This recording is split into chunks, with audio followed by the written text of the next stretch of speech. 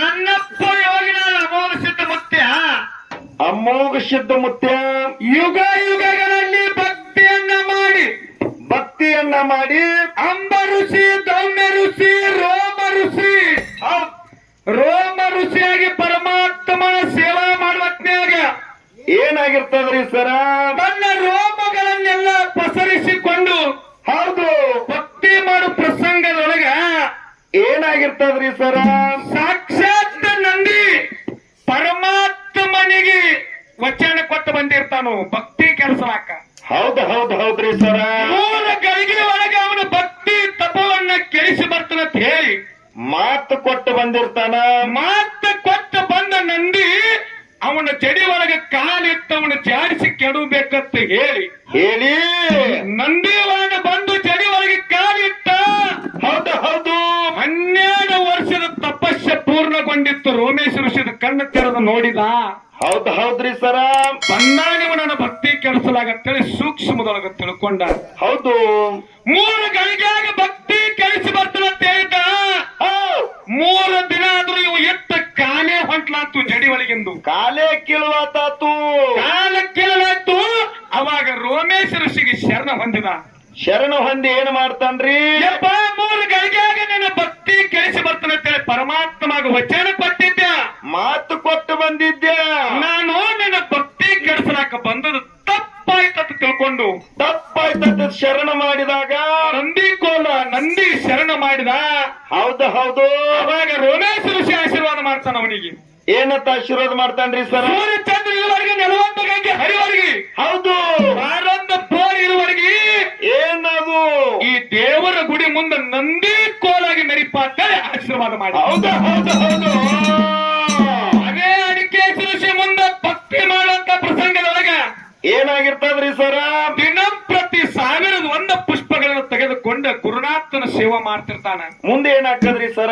ಒಂದಾನ ದಿವಸ ರಭಸದಿಂದ ಹೋಗ್ತಕ್ಕಂತ ಸಮಯದೊಳಗೆ ಏನಾಗ್ತದ್ರಿ?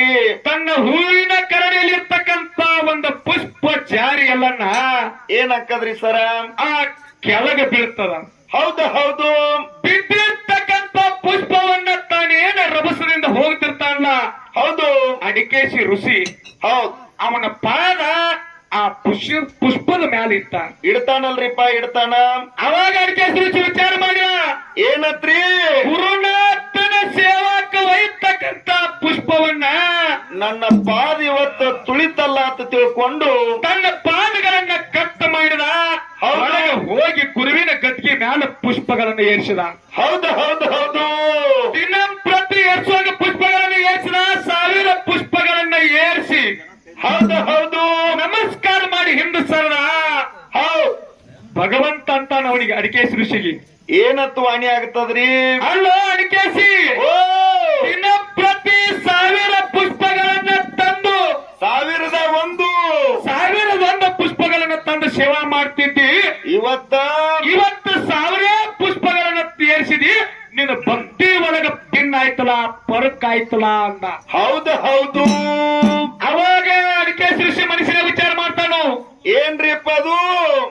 ಭಗವಂತ ನಾ ಮಾಡಿರ್ತಕ್ಕಂತ ಸೇವಾದ ಫಲ, ಇಷ್ಟು ದಿವಸ ಮಾಡಿರ್ತಕ್ಕಂತ ಸೇವಾದ ಫಲ, ಭಕ್ತಿ ಪರೀಕ್ಷೆ ಇವತ್ತೇ ನೋಡುವಂಗ ಕಾಣ್ತಾನಂತ ತಿಳ್ಕೊಂಡು ಮನಸ್ಸಿನಾಗ ವಿಚಾರ ಮಾಡಿ ಏನ್ ಮಾಡ್ತಾನ್ರಿ ಸರ? ಅಡಿಕೇಶಿ ಋಷಿ ತನ್ನ ಶರೀರವನ್ನ ಪರವನ್ನ ಬಿಟ್ಟು ಹೌದು ಇದೊಂದು ಪುಷ್ಪ ತುಗ ಭಗವಂತ ಅಂತ ಹೇಳಿ ತನ್ನ ರೋಡ್ ತನದ ಗತಿನ. ಅವಾಗ ಪರಮಾತ್ಮ ಅವನಿಗೆ ಆಶೀರ್ವಾದ ಮಾಡ್ತಾನೆ. ಎಲ್ಲಣ್ಣ ಭಕ್ತಿಗೆ ಮೆಚ್ಚಿ ಏನ್ ಆಶೀರ್ವಾದ ಮಾಡ್ತಾನ? ಏನಂತ ಮಾಡ್ತಾನ್ರಿ ಸರ? ಯಾವಾಗ ನನ್ನ ಸೇವಾಕ ತಂದ ಪುಷ್ಪವನ್ನ ನಿನ್ನ ಪಾದ ತುಳಿತಾನ, ಆ ಪಾದಗಳನ್ನ ಕಟ್ ಮಾಡಿ ಹೊರಗಿಟ್ಟು ಬಂದಿ. ಹೊರಗೆ ಬಿಟ್ಟು ಬಂದಿ. ಹೌದು ನಿನ್ನ ಶರೀರ ಪರವಾಗಿಲ್ಲ ರುಂಡ ತೆಗೆದ ಗದ್ದಿಗೆ ಮ್ಯಾಲಿಟ್ಟಿ. ಹೌದು ಇಂತ ಸೇವಾ ಮಾಡಿ ಅಂದ್ರೆ ನಿನ್ನ ಕೀರ್ತಿ ಹಂಗುಳಿಬೇಕಪ್ಪ ಅಂತಂದ್ರ ಹಂಗುಳಿಬೇಕಂತೇಳಿ ಆಶೀರ್ವಾದ ಮಾಡ್ತಾನ್ರಿಪ್ಪ. ಪಾದಗಟ್ಟಾಗ್ಲಿ ಗಡ ಮಾನಗ ಮಗಲಿ ಪಲ್ಲಕ್ಕಿ ಒಳಗೆ ನಿನ್ನ ರುಂಡ ದೇವರಾಗಿದೆ. ಸೂರ್ಯ ಚಂದ್ರ ಇರುವರೆಗೆ 41 ಗಂಟೆ ಹರಿವರೆಗೆ ಇವತ್ತ ಆ ಪಲ್ಲಕ್ಕಿ ಒಳಗ ದೇವರಾಗಿ ಮೆರಿಲಾಕತ್ಯಾನ. ಹಿಂಗದರಿಪ್ಪ ಸಿದ್ಧಾಟಿಕೆ ಅಂದ್ರ ಸಿದ್ಧಾಂತ ಅಂದ್ರ ಹಿಂಗದ, ಸಿದ್ಧರ ವಿಷಯ ಅಂದ್ರ ಹಿಂಗದ. ಹೌದು ಹೌದು ಹೌದು. ನಮ್ಮ ಸತ್ಯಪ್ಪನವ್ರು ಹಿರಿ ಕಲಾವಂತರು, ಜ್ಞಾನಿಗಳು, ತಿಳ್ಕೊಂಡವರು, ಅನುಭವಿಗಳು. ಬಹಳ ಚಂದ ಮಾತಾಡಿ ನೀವೆಲ್ಲ ಕೇಳಿರ್ಬೇಕು. ಬಹಳ ಚಂದ ಮಾತಾಡಿದ್ರಿಪ್ಪ. ಹೇಳಿದ್ರು ಅವರು ಕರ್ಮ ಮತ್ತು ಧರ್ಮ. ಹೌದು ಹೌದು. ಕರ್ಮ ಮತ್ತು ಧರ್ಮದೊಳಗ ಹಾಲಸಿರುಗುರು ಹನುಮಂತ ಸರ್ ಧರ್ಮ ಹಿಡ್ಕೊಂಡಾರ. ಧರ್ಮ ಹಿಡ್ಕೊಂಡಾರ. ಧರ್ಮದೊಳಗೆ ಎಷ್ಟು ವಿಧ ಅದಾವ, ಮತ್ತ ಕರ್ಮದೊಳಗೆ ಹೇಳಿದ್ರು.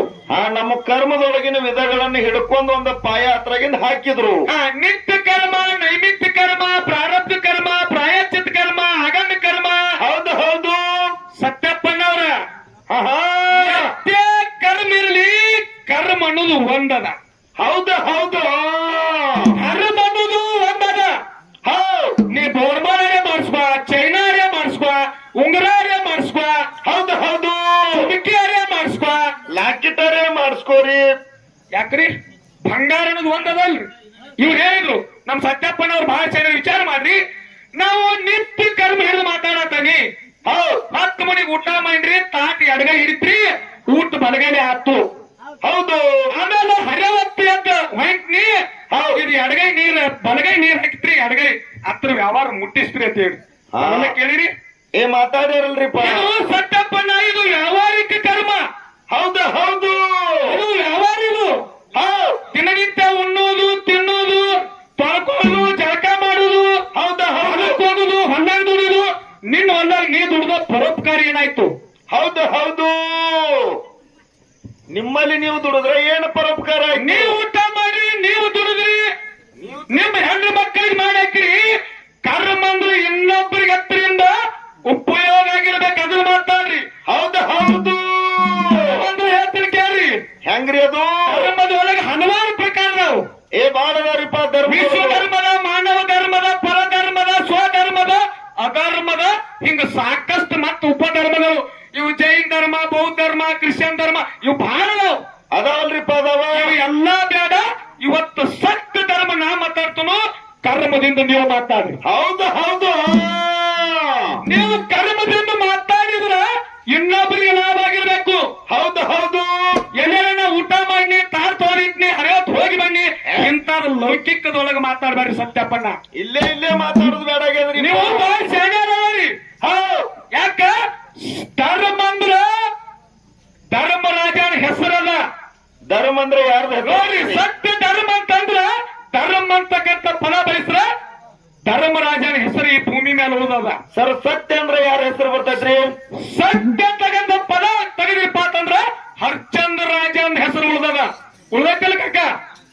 ಸತ್ಯ ಅಂದ್ರ ಹರಿಶ್ಚಂದ್ರ ಅಂತೇಳಿ ನೆನಪಾಗ್ತದ. ಇನ್ನು ದಾನ ಅಂತಂದ್ರೆ ಯಾರ ಹೆಸರು ಬರ್ತೈತ್ರಿ? ದಾನ ಅಂತಂದ್ರ ಕರ್ಣಂದ ದಾನಸೂರ ಕರ್ಣ ಅಂತೇಳಿ ಹೆಸರು ಉಳಿದದ. ಹಂಗ ನಿಮ್ಮ ಕರ್ಮ ಅಂದ್ರ ಯಾರ ಹೆಸರು ಉಳಿದದ? ಹೌದು ಹೌದು. ಕರ್ಮದಿಂದ ಇಂಥವ್ನ ಹೆಸರು ಉಳಿದದ ಅಂತ ಹೇಳ್ರಿ. ಸುಮ್ಮನೆ ಊಟ ಮಾಡಿ ಅದಕ್ಕೆ ಒಂದು ಮಾತಂದ ನಮ್ ಹುಡುಗ ಏನ್ ತುಂಬಿದ ಕೊಡ ತುಳುಕಬಾರ್ದು. ತುಳುಕಬಾರ್ದ್ರಿಪ್ಪ. ತುಂಬಿದ ಕೊಡ ತುಳುಕ್ತದ, ಅರ್ಧ ಕೊಡ ಈಗ ತಲೆ ಪುಚ್ಚ ಕೇಳ್ತದ. ಹೌದು ಹೌದು. ನಮ್ಮ ಹುಡುಗ ಏನಂದ, ಒಂದೆರಡು ಪ್ರಶ್ನೆ ಹಾಕಿದ್ರ ಹಾವಿತ್ತು ಅಂತಂದ. ಸಿದ್ಧಾಟಿಕೆ ಒಳಗ. ಸಿದ್ಧಾಟಿಕೆ ಒಳಗೆ ಸತ್ಯ ಸಿದ್ಧರ ಸಿದ್ಧಾಟಿಕೆ ಅನ್ನ. ಯಾಕಂದ್ರೆ ಸಿದ್ಧಾಟಿಕೆನ ಚರ್ಚೆ ನಡೆದ. ಪ್ರಶ್ನೆ ಅಂದ್ರೆ ಅಂದ್ರು ಏನಂದ್ರು? ಬರೇ ಲೇಖ ಬುಕ್ಕ ಇದೇ ಹಣ. ಇದನ್ನೆಲ್ಲಾ ನಾವು ಮಾಡಿ ಬಿಟ್ಟಿದ್ವಿ. ಸತ್ಯಪ್ಪನವರ ಪ್ರಶ್ನೆ ಅಂದ್ರೆ ಬರೇ ಬುಕ್ಕ ಲೇಖ ಅಲ್ಲ. ಹೌದು. 3 ಮಂದಿ ಹೆಣ್ಮಕ್ಳು ಮಾತಾಡ್ತಿರತ್ತ. ಏನತ್ ಮಾತಾಡ್ತಿದ್ರಿ? ನಮ್ಮ ಮೌಲ್ಯಾರ ಸೆರಗ ಹೊತ್ಕೊಂಡ್ ಕುಂತಾರ ಅಂತವ್ರು ಮಾತಾಡ್ತಿರತ್ತ. ಏನತ್ರಿ? ಒಬ್ಬ ಕೆಲ್ಬಾಗ ಅಂತಿರತ್ತ. ಏನತ್ತಿಡ್ರಿ ಸರ? ನನ್ನ ಮಗ ಯಾವಾಗ ಮಣ್ಣಿಗೆ ಹೋಗ್ತಾನ ಅವಾಗ ನಮ್ಮ ಮನಿ ಉದ್ಧಾರ ಆಗ್ತೈತಿ ಕೇಳತ್. ಮೊದಲನೇ ಹೆಣ್ಮಗಳು. ಮೊದಲನೇ ಹೆಣ್ಮಗಳು. ಎರಡನೇ ಹೆಣ್ಮಗಳು ಏನತ್ತಿಡ್ರಿ ಸರ? ಎರಡನೇ ಹೆಣ್ಮಗಳು ಅಂತಿದ್ರು. ಏನತ್ರಿ? ನನ್ನ ಮಗ ಯಾವಾಗ ಜೋಲಿಗೆ ತಗೊಂಡು ಹೋಗ್ತಾನ ಅವಾಗ ನಮ್ಮ ಮನಿ ಉದ್ಧಾರ ಆಗ್ತೈತೆ ಅಂತೇಳಿ ಎರಡನೇ ಹೆಣ್ಮಗಳು ಹೇಳ್ತಿದ್ರು. ಇನ್ನು ಮೂರನೇ ಹೆಣ್ಮಗಳು ಏನತ್ತಿದ್ರಿ ಸರ? ಮೂರನೇ ಹೆಣ್ಮಗಳು ಅಂತಿದ್ರು. ಏನತ್ರಿ ಅದು? ನನ್ನ ಮಗ ಯಾವಾಗ ಕುಣಿಯಾಗ ಕುಂಡುತ್ತಾನ ಅವಾಗ ನಮ್ಮ ಮನಿ ಉದ್ಧಾರ ಅಂತೇಳಿ ಮೂರನೇ ಹೆಣ್ಮಗಳು ಅಂತಿದ್ರು. ಆ ಹೆಣ್ಮಕ್ಳು ಏನ್ ಚಲೋ ಮಾತಾಡತ್ತಾರೆ ಅಂತ ಹೇಳಿ ನೀವು ತುಂಬಿ ಸಬದಾಗ ಹೇಳಕತ್ತೀರಿ. ಅದನ್ನೇ ಹೇಳಿದ್ರೆ ಮಾತಿನ ಮರ್ಮ ತಿಳ್ಕೋಬೇಕಾಗ್ಯದ. ಇದ್ರ ಮಾತಿನ ಅರ್ಥ ಏನು ಬ್ಯಾರೆ ಐತೈತಿರಿ? ಮೊದಲನೇ ಹೆಣ್ಮಗಳು ಏನು ಇದ್ದಲ್ಲ, ಏನಂದೇಳ್ರಿಪ್ಪ ಮೊದಲನೇ ಹೆಣ್ಮಗಳು? ನನ್ನ ಮಗ ಮಣ್ಣಿಗೆ ಹೋದ್ರೆ ನಮ್ಮ ಮನಿ ಉದ್ಧಾರ ಆಗ್ತದೆ ಏನ್ ಹತ್ತಿದಲ್ಲ. ಈಕೆ ಯಾರ ಪೈಕಿ ಇರ್ತಾಳ್ರಿಪ್ಪ ಹೆಣ್ಮಗಳು? ಈ ಹೆಣ್ಣು ಮಗಳ ಕುಂಬಾರ ಪಕ್ಕಿ ಹೆಣ್ಮಗಳಕಿ. ಕುಂಬಾರ ಪೈಕಿ ಹೆಣ್ಮಗಳು ಏನ್ರಿಪ್ಪ ಇದು ಮಾತಿನ ಅರ್ಥ? ಮುಂಜಾನೆ ಎದ್ದ ನನ್ನ ಮಗ ಮಣ್ಣ ತಂದು ತಂದು ಮಣ್ಣು ತಂದು ಹದ ಮಾಡಿ ಅದನ್ನ ಕಚ್ಚಪಿಚ್ಚ ತೂರು ಹದ ಮಾಡಿ ಗಡಿಗೆ ಮಾಡಿ ಒಂದು ಪ್ಯಾಟಿಗೆ ಮಾಡಿ ನಮ್ಮ ಮನೆ ಉದ್ಧಾರ ತಿಳಿತು ಕುಂಬಾರ ಹೆಣ್ಣುಮಗಳು. ಹೌದು ಹೌದು, ಮೊದಲನೇ ಹೆಣ್ಮಗಳ ಮಾತಿನ ಅರ್ಥ ಇದು. ಇನ್ನು ಎರಡನೇ ಹೆಣ್ಮಗಳತ್ತಿದ್ರು ಇದು ಜೋಲಿಗಿದ ಮಾತಾಡ್ಯಾರ ನೋಡ್ರಿ. ಎರಡನೇ ಹೆಣ್ಮಗಳು ಎರಡನೇ ಹೆಣ್ಮಗಳ ಏನ್ರಿ ಅದು? ನನ್ನ ಮಗ ಯಾವಾಗ ಜೋಲಿಗೆ ತಗೊಂಡು ಹೋಗ್ತಾಳಂತ ಏನು ಮಾತಾಡ್ತಿದ್ದಲ್ಲ, ಆ ಹೆಣ್ಮಗಳು ಯಾರ ಪೈಕಿ ಇರ್ತಾಳ್ರಿ? ಈಕಿ ಸ್ವಾಮಿಗಳ ಪಕ್ಕಿ ಹೆಣ್ಮಗಳು. ಅಂದ್ರರಿಪ್ಪ ಮುಂಜಾನೆ ಎದ್ದ ನನ್ನ ಮಗ ಮನಿಗೆ ಹೋಗಿ ಬಗಿಸಿ ನಿಂತು ಹಿಟ್ಟು ತಂದು ಅವಾಗ ನಮಗ್ ಹೊಟ್ಟಿಗೆ ಹಾಕ್ತಾರಲ್ಲ, ಅವಾಗ ನಮ್ಮ ಮನೆ ಉದ್ಧಾರ ತಿಳಿಕೆ ಸ್ವಾಮಿಗಳ ಹೆಣ್ಮಗಳು. ಹೌದು ಹೌದು, ಯಾಕ್ರಿ? ಹೌದು.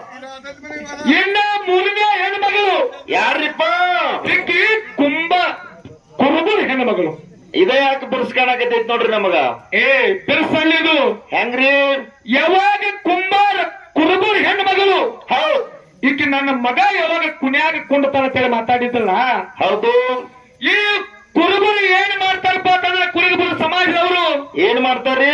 ಕುರಿ ಕತ್ತರಿಸಿ ಮಗ್ಗ ಮಾಡಿ ಕಂಬಳಿ ನೇಯ್ಬೇಕಾರ ತೆಳಗ ತೆಗ್ಗ ಮಾಡಿ ಕುಣಿ ಒಳಗೆ ಕುತ್ತು ಕಂಬಳಿ ನೇಯ್ತಾರು. ಹೌದು ಹೌದು.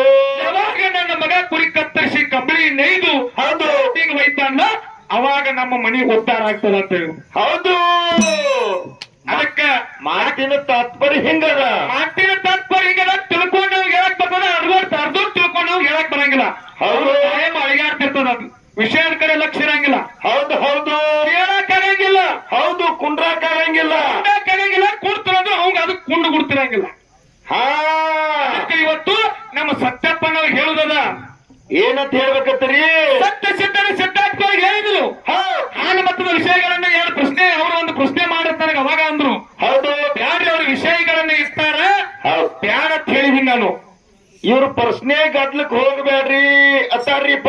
ಬರೇ ಪ್ರಶ್ನೆ ಅಂದ್ರು ಅಲ್ಲ, ಯೋಗಿನ ನಮೋಸಿದ್ದ ಯುಗ ಯುಗಗಳಲ್ಲಿ ಭಕ್ತಿಯನ್ನು ಮಾಡಿ ಯೋಗಿ ಇರಿಸ್ಕೊಂಡು ಪರಮಾತ್ಮನಲ್ಲಿ ಸಾವಿಗೆ ಬೇರಾಗಿ ಸಮುದ್ರ ಸೆರಗಂಧ ಕೊಟ್ಟಾಗಿ ನೌದು ಕೈಲಾಸದೊಳಗೆ ಹುಳ ಮುಟ್ಲಾರದ ಹೂವ ಕಪ್ಪಿ ಕಲ್ಕದ ಸೀತಾಳ ತಂದು ಆ ಪರಮಾತ್ಮನ ಸೇವಾ ಮಾಡಿ ಒಂದಾನೆ ಒಂದು ದಿವಸ ಶಿವ ಪಾರ್ವತಿಯರಿಗೆ ಹೇಳ್ತಾರು.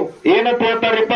ಸಿದ್ಧ ಮುತ್ಯಾಗ ಸಿದ್ಧ ಕಲಿ ಕಟ್ಟಿಯರ ಧರ್ಮ ನ್ಯಾಯ ಸುಳ್ಳಾಗಲ ಕಟ್ಟಾರಪ್ಪ, ಮತ್ತ ಲೋಕಕ್ಕ ಮಾನವರ ಉದ್ಧಾರಕ್ಕಾಗಿ ನೀನು ಹೋಗ್ಬೇಕಂದ ಕಾಲಕ್ಕ ಏನಂಕದ್ರಿಪ್ಪ? ಅವಾಗ ಯೋಗಿನಾಥ ಮೋಕ್ಷದ ಮತ್ತೆ ಹೇಳ್ತಾನ. ಏನಂತ ಹೇಳ್ತಾನ್ರಿ? ಸರ್ವ ಸಾಹಿತ್ಯವನ್ನ ನನಗೆ ಕೊಟ್ಟ ನನ್ನ ಬೆನ್ನಿಂದ ನೀ ಬರ್ತಾನಂದ್ರ ಹೋಗಾಕ ತಯಾರದನು. ಹೋಗಾಕ ತಯಾರದಂತೆ ನಮ್ಮ ಸಿದ್ಧ ಮುತ್ತೆ ಹೇಳ್ತಾನ. ಏನೇನು ಸಾಹಿತ್ಯ ಕೊಡ್ತಾರಿಪ್ಪ ಮೋಕ್ಷದಗ? ಏನೇನು ಸಾಹಿತ್ಯ ಕೊಟ್ಟ ಕೇಳು. ಏನೇನ್ರಿಪ್ಪ ಅದು? ಹೋಮದ ಕಂಬಳಿ ನೇಮದ ಬೆತ್ತ ಮಲಿ ಕೀಲ ಬೆಲಿ ಕೀಲ ಬಡವರ ಭಾಗ್ಯ. ಹೌದು. ಸಂಜಿಗೆ ಮಕ್ಕಳು ಸಾಲ ಸತ್ತಿಗೆ ಮೇಲ ಕಲಸ ಕಚ್ಚಿನ ಕೈತಲ ಮುತ್ತಿನ ಪಲ್ಲಕ್ಕೆ ನಂದಾದೇವಿಗೆ ನಂದಿಕೋಲ ಸಿರಗತಳಿ ಸೇಬಿರ್ದ. ಹೌದು. ಒಟ್ಟಿ ಒಳಗೆ ನಗಾರಿ ನಾವು ಬೆತ್ತ ಮುಂದೆ ನಂದಿ ಹಿಂದೆ ತಂದಿ ಬೈಲ ಭೂತಾಳ ಸಿದ್ಧನ ಸಂಗಾಟ ತಗೊಂಡು ಕೈಲಾಸ ಬಿತ್ತ ನನ್ನಪ್ಪ ಯೋಗಿನಾಥ ಮೋಕ್ಷಿದ್ದ ಎಲ್ಲೆಲ್ಲಿ ಸಂಚಾರ ಮಾಡ್ಕೊತ ಬರ್ತಾನ್ರಿಪ್ಪ? ಮಂದಲಗಿರಿ ಪರ್ವತ, ದ್ರೋಣಗಿರಿ ಪರ್ವತ, ಹಸ್ತಿನಪುರ ಇಟ್ಟಂಗಿ ಹಳ್ಳ, ಮೂಲ ಪೀಠ ಮುಮ್ಮೆಟ್ಟ ಗುಡ್ಡಕ್ಕೆ ಬಂದ. ಮುಮ್ಮೆಟ್ಟ ಗುಡ್ಡಕ್ಕೆ ಬಂದ ಕಲ್ಲ ಗದ್ದಿಗೆ ಮಾಡಿದ, ಮುಳ್ಳ ಹಾಸಿಗೆ ಮಾಡಿದ, ಹಗ್ಗ ಕೋಲಗಳಿಂದ ಅಂತರ್ಲೆ ಕಂಬಳಿ ಡೇರಿ ಹೊಡೆದು ಮುಂದೆ ಯೋಗಿನಾಥ ಮೋಕ್ಷದ ಮುತ್ಯಾಗ 3 ಮಂದಿ ಪುಣ್ಯದ ಮಕ್ಕಳು, 4 ಮಂದಿ ವರಿವಿನ ಮಕ್ಕಳು. ಹೌದು. 4 ಮಂದಿ ಧರ್ಮ ಹೊಟ್ಟೆ 21 ಮಂದಿ ಧರ್ಮ ಮುಂದೆ ಕಥಾಭಾಗನ್ನ ಹೇಳುತ್ತಾ ಅದಕ್ಕೆ ಇವತ್ತು ಇನ್ನು ಮುಂದೆ ಮಾತಾಡುದರಿಪ್ಪ. ಯಾಕಪ್ಪ ಅಂತಂದ್ರ ಇವತ್ತ ಹಳ್ಳೂರು ಸತ್ಯಪ್ಪನವರ ಹಿರಿ ಕಲಾವಂತರು. ಹೌದು. ಶಾಣ್ಯರು. ಪ್ರಶ್ನೆ ಕೇಳೋದಂದ್ರ ನಾವು ಸಿದ್ಧಾಟಿಗೆ ಅಂತ ಕೇಳ್ತೀವಿ. ಇದೇನು ಬೇರೆ ಜನರಲ್ ನೀವು ಬಹಳ ಶಾಣ್ಯ ಇರ್ಬೇಕು, ಬಂದ್ರೆ ಹೇಳ್ತೀವಿ, ಬರ್ಲಿಲ್ಲ ಅಂದ್ರೆ ಇಲ್ಲ, ನಮ್ಮ ರೊಕ್ಕ ಇಸ್ಕೊಳ್ಳೋರೇನ ಹಿಂಗ್ ಮಾತಾಡಕ್ ಹೋಗ್ಬೇಡ್ರಿ. ಗುರುಗಳು ಬಹಳ ತಿಳ್ಕೊಂಡವ್ರದರಿ. ಜಗತ್ನಾಗ ಎಲ್ಲಾ ಮಗಳ ಪ್ರಶ್ನೆ ಉತ್ತರ ಕೇಳೋದು ನಡೀತಾರ. ಸಿದ್ಧಾರ್ಥೊಳಗೆ ವಿಷಯ ಮಾಡುದು ಸಾಮಾನ್ಯ ಅದ.